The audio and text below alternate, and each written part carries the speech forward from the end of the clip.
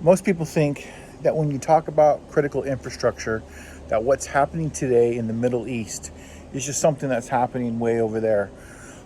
But us in North America, Europe, and other places, especially Asia, we are all going to feel the changes that are going to come as that critical infrastructure continues to go offline. And what does that mean for us here in North America, per se? So, I mean, obviously, you got fuel prices. I think that's a given. It's impacting the diesel price significantly. I see diesel prices over $5 a gallon, and it's going towards $6 or $7 or $8 a gallon in some other places. These have second order effects on our supply chain. You're going to notice these pass-through charges that are going to they're going to beginning to show up basically in the grocery store and in different products that are heavily impacted by that. But that's not even the ones that I want to talk about today.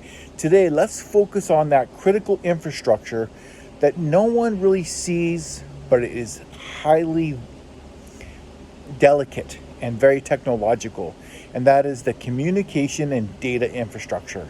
A lot of the big names that we know about, like Amazon, AWS, Microsoft, Oracle, etc., they exist all around the world, and they help to manage a flow of traffic from one region of the world to another. And now that we have massive data centers going offline in the Middle East, that traffic has to be rerouted to other places, especially to here in North America. So what does that mean for you? Well, for you, you could see impacts in your data. You could see impacts in the slowness of using some of your devices. You could see impacts in your electricity prices, because electricity is definitely going to be used in data centers. As they start ramping up, then electrical prices have a tendency to kind of move up as time goes on. So I want you to think about critical infrastructure from a second order effect and a third order effect. So as you plan your own life and your own career, you have to think about, how does that impact me? So let's go back to the diesel situation. So we know that ports have been disrupted.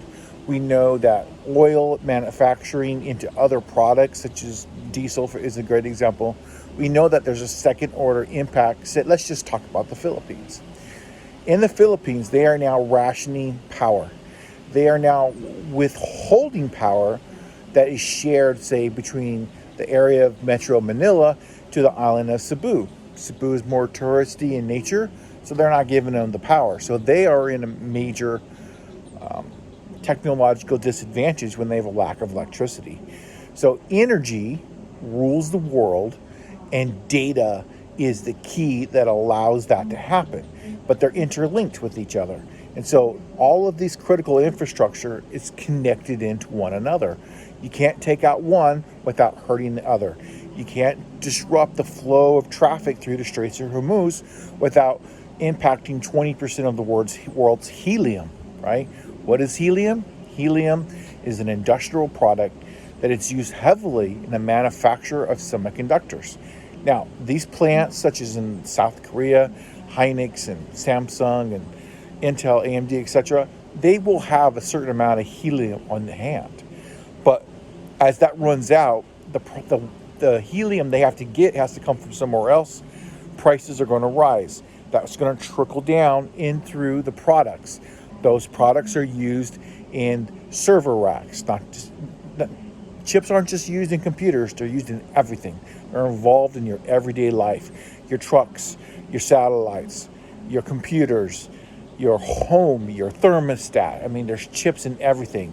And when you start raising the prices of core ingredients that go into the making and manufacturing of these products, it's going to impact you.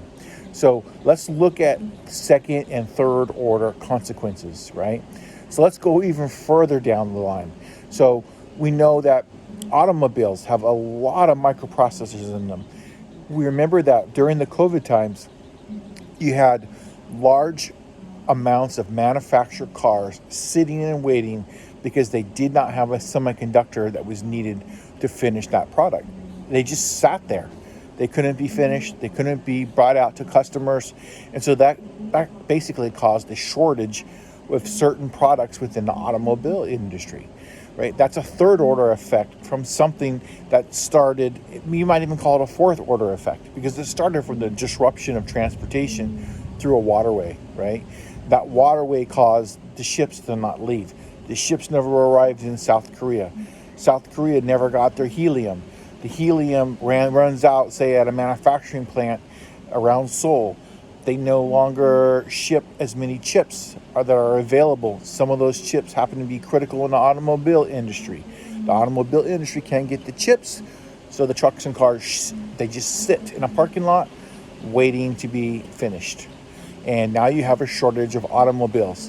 What happens if you have a shortage of automobiles? There are people that need automobiles and trucks from an industrial standpoint. You're slowing down the economy of North America, South America, Asia, etc.